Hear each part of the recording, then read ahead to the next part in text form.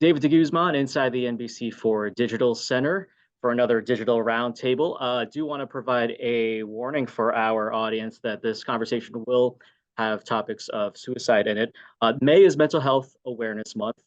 It's a topic that is very personal for me, and it's also extremely important to our guest here, Brandon Saho, a former local sports television reporter in Cincinnati. He is now the host of a podcast called The Mental Game, interviewing athletes and celebrities on mental health. And with that, we bring in Brandon. And hey, how are you? Good morning. How's it going?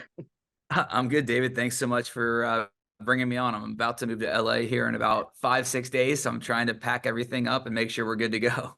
Yeah, that's a lot already to digest. Just moving across the country to LA. Let's kind of start with the fact that it is Mental Health Awareness Month. It's probably a topic we should be talking about all year long. But what I like about having a month dedicated to a topic like this is it kind of provides a little entryway, hmm especially for people who aren't as familiar with the topic, especially in sports. In your mind, especially since we're talking about sports, how has the topic of mental health evolved in that sphere? Yeah, I mean, mental health in sports has completely changed, since playing as a kid. Obviously, I never made it to the NFL or anything like that. But, I remember being told in Little League Baseball or football, rub dirt on it, don't be weak and things like that. And that's how the world was for so long. And when I started in locker rooms as a sports reporter with the Saints and LSU, and then with the Bengals and the Reds, you know, they didn't talk about it in the beginning. And now over the years, I've started to see, oh, guys are more open in the locker room, or there are mental health coaches or team psychiatrists. I didn't know any of that existed. And a lot of it didn't until really about 5, 10 years ago. So the stigma has completely changed where these NFL players, these college athletes, even high school at the high school level, which is super important because those years are so crucial for taking care of your mental health. Everyone's talking about it now, and it's completely changed where some of the biggest, baddest, strongest dudes in the world are talking about it and being vulnerable and crying and being emotional. And I think that's really helped a lot of people, including myself. Yeah, it's pretty unreal how the conversation has changed even over the last couple of years. It's something that we didn't used to talk about in the locker room even just 3, 4, 5 years ago. And then kind of post-pandemic, it's become such a familiar topic now and really eye-opening.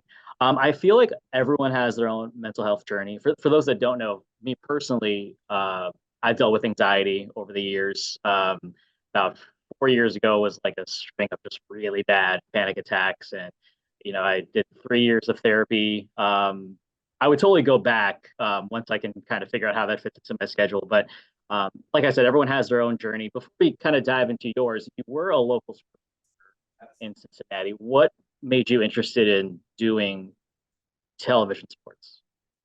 Well, one, thank you for sharing part of your story. And yeah, to answer the question, I mean, I was always just this big sports nerd and loved it, loved playing sports. I had an idea that I wasn't going to go to MLB or NFL. And so I thought it'd be really cool to be, that person on the sideline, either with a camera or with a microphone. And so I knew this was my passion path since I was 12 years old. I took a little built-in VCR and a 12-inch TV and a camcorder to like a seventh grade football game.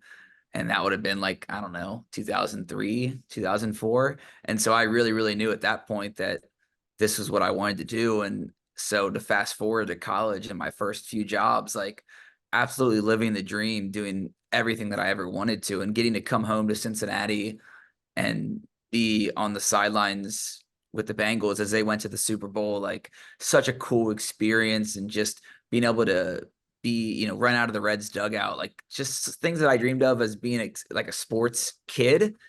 I'm doing it as a reporter, not a player, but it still was just like, getting to live out that childhood dream and that passion. I mean, I've known since 12 years old that I wanted to be a sports reporter. So it was truly a dream come true for me. You recently posted on your Instagram about how, behind the smile of living the dream of being a sports reporter, you dealt with a lot of dark thoughts and, in fact, suicidal thoughts, and you had actually dealt with that for years. Tell us a bit more about your mental health journey and kind of how you were able to get out of that hole.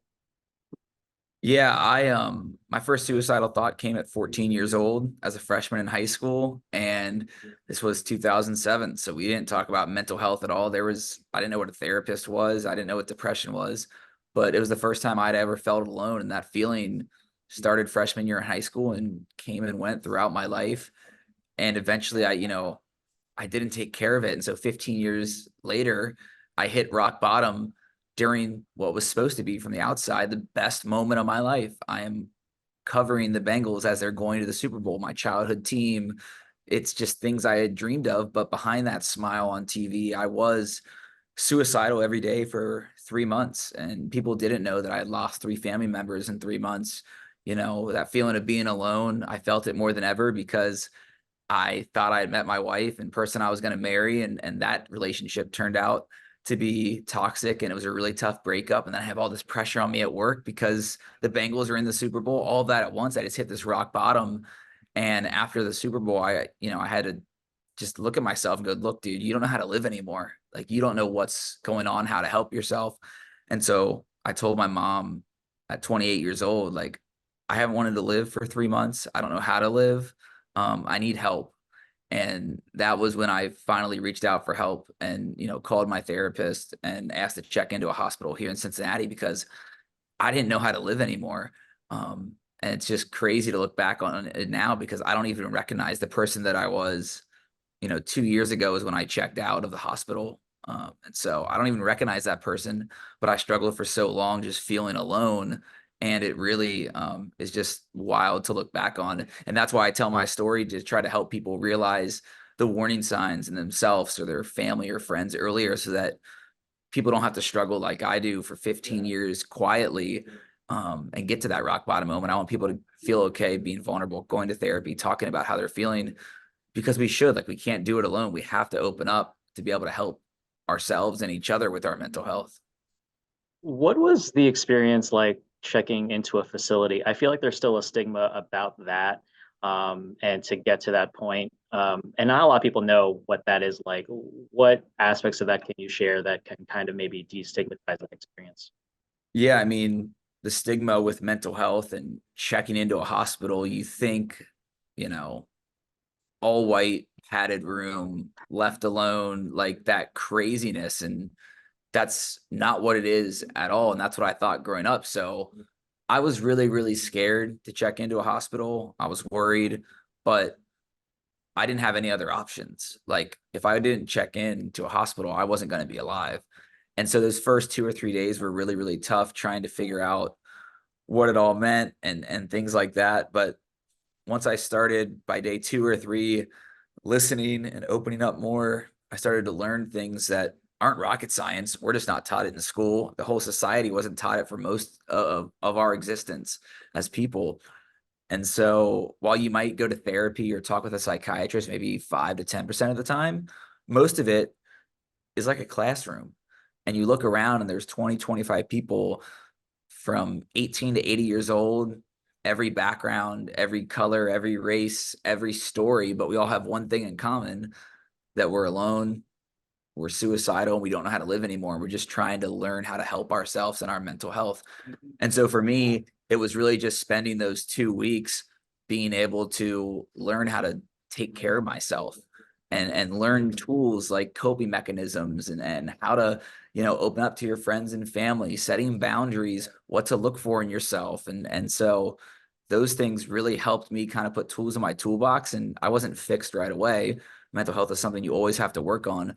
But now I understood things that I was never told before or taught. And I'm someone now, after experiencing that myself, mental health should be taught just alongside math, English, science in school. Because if you don't have your mental health, you have nothing. And so for me, it took, checking into a hospital to realize that. And so for me now, it's sharing as much as I can that I learned with other people through the podcast, through events, and just trying to break that stigma one conversation at a time. Yeah, 100%. I feel like that should be taught in schools all over because, I mean, most people don't even know what anxiety is or depression is, just the basics of mental Yeah. health. So I definitely hear you there. Glad you're still with us, number one. Um, It must have been hard to have to make a decision to step away from your dream job. Um, Considering the circumstances, it's understandable, but how tough was that to have to make that pivot and then figure out what you're going to do next? Yeah, it was super hard. That's what I dreamed of since I was a kid, and I loved it. But when I got back to work, I just felt like it wasn't the same. And my job was awesome. My station I worked for, my team, they were so supportive and helped me through the hardest moments of my life. But I remember being in therapy and, we're on contracts and my contract was coming up. And I look at my therapist and I go, I don't know if I want to stay. What can I do? And she's like, well, what can you do? I'm like, I don't know. And so I kind of thought, well, what if we combine, my passion for journalism and mental health together? And that's where the idea of the mental game was born. And I didn't know what I was going to do. We were still, thinking, am I going to stay? Am I going to go? And I remember texting Sam Hubbard, who you guys are in Columbus, played for Ohio State, like just one of my really good friends and helped, been supportive of me on my journey. And I texted him and said, hey, man, I got this idea for a mental health show with athletes and celebrities. Can I just try it out with you? And so he said, yeah. And I went to his house the next week during the off season and we did the interview. It was great. And he's like, yeah, dude, I think it could work. Like, I think you could help people by doing this. And so this wouldn't be a thing without Sam, kind of being my test dummy, if you will. And so I kept that episode, and that ended up being the first ever episode of the mental game. But fast forward 5 months later, I quit the job and start the mental game on my own. And yeah, it was really, really hard. It's still hard some days, but it's just crazy to look back on everything that I've been able to do the last 2 years or a little bit less than that, um, with the interviews, with the events, just trying to help people because, like, again, I don't want anyone to struggle like I did. Yeah, that's crazy that Sam Hubbard was kind of like your test dummy. Tell me more about that relationship. I think not a lot of people know that. And what was that first episode like? Because I feel like anyone starting a podcast, it's like I don't know what I'm doing. Like where are we Yeah, going? Like how do you start this? Like how do you even upload it? You know? right. Um, for me, we talk about the stigma in sports with mental health, and a lot of people don't know this, but when I got back into the locker room after checking myself into a hospital and getting help, a lot of the coaches and players like reached out to me either in person or sent me a text or a DM on Instagram. And it really meant a lot to me. Coach Taylor, Joe Mixon, Sam Hubbard, a lot of guys on the team that, I worked with them for 5 years. So, they saw me every day on the practice field or in the locker room. And, Sam and I have done some work together with his foundation outside of, just covering him as a sports reporter. And so we've become friends, outside of work. And yeah, it was just, he saw what I had gone through and knew that I was struggling. And then when I think just me having this idea, he was like, yeah, I kind of want to help my friend, get it started. And so I'm really thankful that Sam, you know, just invited me over in the off season and let, me just try this idea out. And Sam doesn't have, a story like mine where it's, suicidal and really, really struggling with your mental health. But I learned about, how he meditates and how he, doesn't get on social media as much as as much as he possibly can. He was one of the first, he was really the first group age wise that had to deal with social media, high school, recruiting, college, NFL, and like what you hear after games, what you see on social media. And so, yeah, no, I really value and thank Sam a ton for kind of having that idea. I had no idea what I was doing. I just, had a couple cameras, mics at his house and hope for the best. And it really turned out to be like, okay, we can do this. And again, I thank him because without that, test episode, which turned out to be the first episode, the mental game probably doesn't happen. And I'm looking at your Instagram right now. The guests you've been able to have is pretty spectacular. I mean, Gina Bouchard, Marcus Erickson, recently Terry Crews. I mean, like that. It's funny because we're in this profession. Like, it's not normal to like be talking to some of these people, but to get them to sit down and become so vulnerable. First off, I mean, how are you able to kind of make those connections and able to get people who, normally would probably be on like really like big name podcasts get to sit down with you? I have figured it out how to get in touch, in LA and New York with managers, publicists. I mean, some of them, it's literally just DMing them, or we might have a mutual friend. I know a lot of NFL players and agents and coaches. So like that helps me connect with some of the NFL guys. But I'll give you Terry Crews, for example. Like he's a dream guest. Never thought I would be able to get him as fast as I did, but I had Nate Burleson on, who played in the NFL. Now he hosts CBS Mornings with Gayle King, and we were talking about men's mental health, specifically Black men's mental health in the interview. And I'm sitting on my couch one day after we post it, and I get a notification. Terry Crews comments on your video, and there's a bunch of fire emojis and like, keep talking, guys. Love this stuff. And I was like, okay, that's wild. But I put an agent that I knew and someone else in a group chat that I knew Terry. And within, a month, I think, or a couple weeks, he was inviting me out to LA to bring him on the show. And it's like, he's just like you and me. That's why I created the show, is so that you don't feel alone. And there's that relatability there that, oh, my favorite movie star goes to therapy. He was suicidal.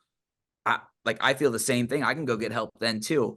That was my hope with the whole show, that, there might be an Ohio State fan that loves Sam Hubbard and thinks his world's perfect. No, he struggles too. Or, this is an episode that comes out next week and I don't announce them until Sundays. So I don't know when this is coming out, but I'll give you a scoop on it. Kirk Herbstreit from the outside. You think his life is completely perfect. His sophomore year at Ohio State, started going to therapy and did that for the next 3 years when the Buckeyes brought on a team psychiatrist. And he told me like he would look over his shoulder, make sure no one saw him going into that office. It was so stigmatized, but he felt alone and was struggling, not being on the field and playing quarterback because the offense was different. There was a different coaching staff than when he was getting recruited. And so to have somebody from the outside that you look at is the face of college football on college game day, has the picture perfect life, still struggles too.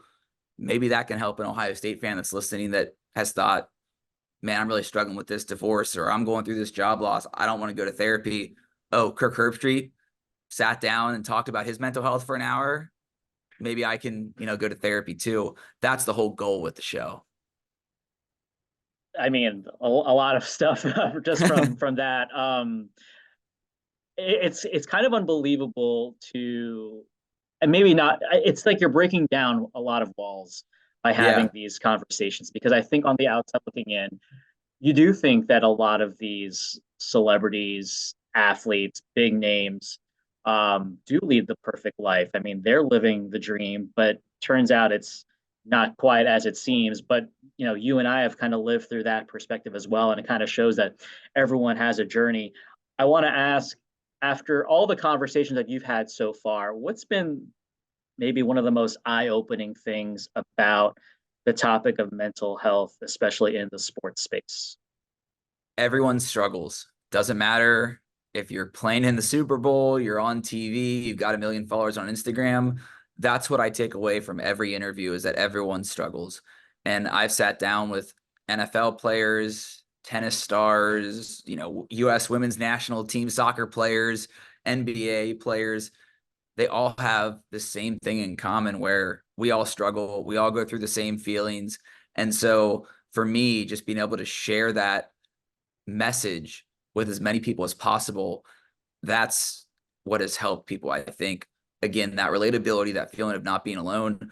But we talk about the stigma in sports so much on this show, and they all agree with me. Like, look, we didn't talk about this when I was in elementary school, high school, even college, and now it's completely changing, where you can open up and talk about your mental health with your teammates, with your coaches. That there's a mental coach on staff or a team psychiatrist. And I think that has completely changed in sports. And it is really like helping save lives and save careers for these athletes. But they're human. They're just like us. And I think that's the thing that I've learned the most, is that we all go through, we all struggle. It's just, how can we help each other or help ourselves through those moments?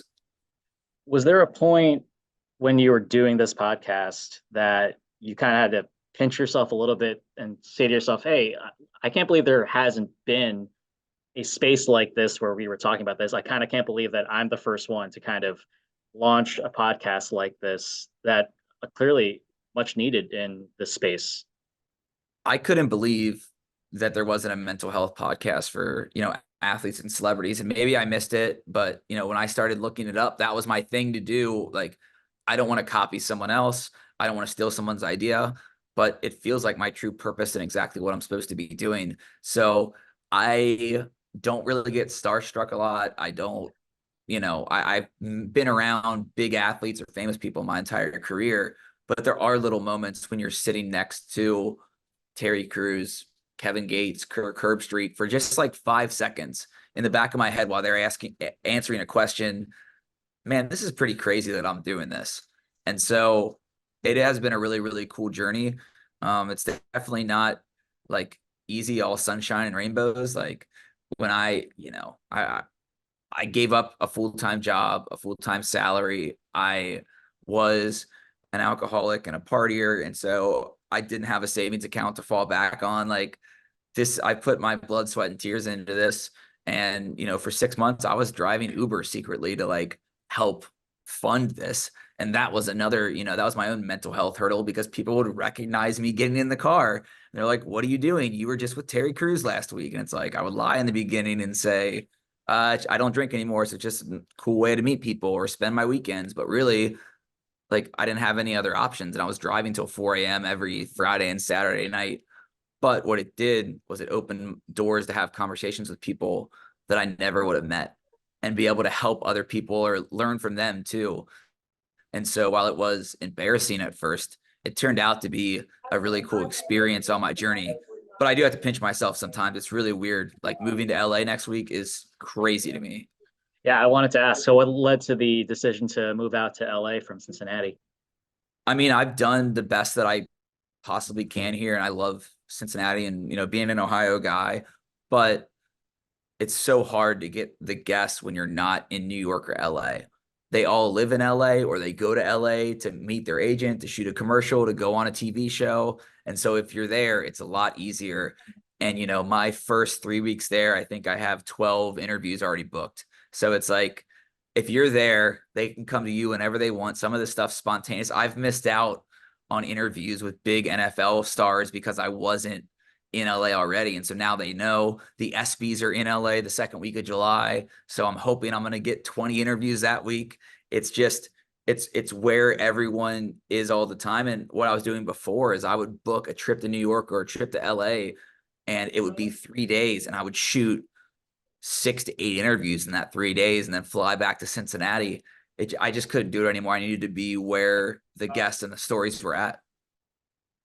You're almost a therapist in a way for a lot of these guests, like a free trial one, and then like, okay, you should probably do the real thing. Well, can we talk about that for a second? I haven't done therapy since I moved to Ohio because I used to have one in Virginia, and then you know how it Yeah, works. Like, I'm not licensed in Ohio and whatever, so I right. decided to take a break from it. But I like miss talk therapy like so much. I've learned that like I don't necessarily like need it. But for me, like personally, it's just nice to have that outlet because a lot of the Yeah. stuff that you deal with in terms of like physical symptoms of anxiety, a lot of it is that, it's emotions that you're just trying to like get out and it's trying to like, you know, figure out a way to express itself. So like the jitters I have and like the numb feeling I would get, it's just like, oh, that must be like a feeling that I just haven't like processed yet. You've recently talked about the importance of therapy. Um, how has that been important for you, and how have you learned how therapy has been important to a lot of the guests that you've been able to talk One, I just want to clarify, I am not a therapist. to? I just want people to know this is not a medical professional speaking, Right, right. but therapy changed my life. I mean, my favorite part about it is it's an unbiased person that just wants to help you be happy and be the best version of yourself. And you can open up to your mom, dad, family, friends, coworkers, but sometimes people that know you tell you what you want to hear, not what you need to hear. And so to have a therapist that is completely unbiased and their number one goal is to help you have a game plan to feel like the best version of yourself. That's what I love the most. And so, I tell people like, give it a try. I think everyone should try it at least once. And the answer in mental health is different for every single person. So what works for me, what works for you might not work for the person listening to this interview. You have to kind of test it out. Kay Adams, the NFL reporter, told me it's kind of like dating. You have to find your match. And sometimes, just like any job, there might be a bad therapist, or maybe you guys just don't have that connection. And it's okay to go through 2 or 3 or 4. And once you find your person, you will see it makes a huge difference. Same thing with, medication or different coping mechanisms. Find what works best for you, but don't give up on it because you have one bad experience, or you just are, the stigma or worried about people will think. Like, everyone struggles with their mental health, so we have to get help and talk about it more. But I love therapy. That's why I have the shirts that say therapy is cool. I think it's cool. I think everyone should try it at least once, but it has completely changed my life for sure. Yeah, I think I'll definitely probably go back to it at some point. I had like a series of therapists, like I had like three or four. And then because it was like all short-term stuff, which I was Yeah. grateful for because I think every therapist I've had helped me with like whatever phase of dealing with anxiety that I was in. And then I had Yeah. a long-term one that like really was just there for like just as a sounding board, and that's really all I needed at that point. And now I just kind of feel like I don't feel like lost without it. I just feel like, oh, I miss this. I miss having this like outlet to talk through problems or whatever. So I definitely highly encourage it with everyone. Back to the podcast. How do you hope it evolves over the next few years, especially now that you're in LA, and even bigger picture? How do you hope the topic of mental health in sports will continue to evolve? For me, I want the mental game to be the biggest mental health platform in the world. People think I'm crazy when I say that, but you know, I am not afraid to reach out to anyone. I've reached out to Taylor Swift and Barack Obama because I want them to be on the show one day. And God knows for now from their managers or from them. And look, that's okay. You circle back in a year, you see how it grows. But like, everything in life I've put my mind to, I've done. And so I don't mean that in like a cocky way, but it's like I work really, really hard, and this feels like my true purpose. And I don't care about getting famous. If we have the most famous people in the world on, we can help even more people, like tens, hundreds of millions of people, and help save lives and get them to think about therapy or think about mental health. And so for me, that's the goal. I hope 2 years from now, this show, maybe it's on Netflix or Hulu or whatever, just to try to reach the biggest audiences possible. When it comes to mental health and sports, I just want, people to keep talking about it and be open and be vulnerable. And I think the conversations that we're having with these athletes, like Kirk Herbstreit, Sam Hubbard, Nate Burleson, Channing Frye, just people open up and talk about it more than ever. Ryan Shazier is a big Ohio State guy I had on. Like, there's just so much more acceptance to talking about it now. So I hope people are less afraid to open up because there's more people talking about it than ever before. And what has it meant to you to kind of see the immediate impact of a podcast such as yours, just to be even able to have the conversation? Because I think there's still a long way to go in the mental health Mm-hmm. space in terms of getting resources out there and so that people don't have to feel alone. But I think talking about it is the first step, and you have clearly seen the impact of it. Yeah, I love interviewing these, big stars and athletes, and those conversations are really amazing to see help people on the podcast or on social media. But my favorite thing is having conversations and hearing people's story in person. I have probably told my story and done events and at, I don't know, over 100 colleges, high schools, companies over the last year or so. And my favorite thing to hear, and it's sad, but my favorite thing to hear is, I've never told anyone this before, or I need to tell you this, and I'm saying it for the first time. And every single time I tell my story, somebody tells me that, they're suicidal and have never told anyone and need help.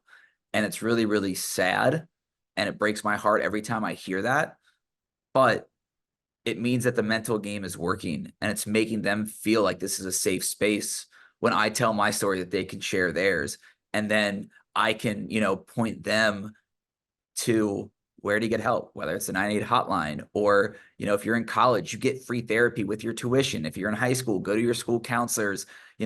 Every event, we either have a mental health professional or a nonprofit or somebody from the school or organization, it's just, I want to help that person as much as I can. I'm not a therapist. I'm going to be in a different city the next day or back in LA shooting episodes.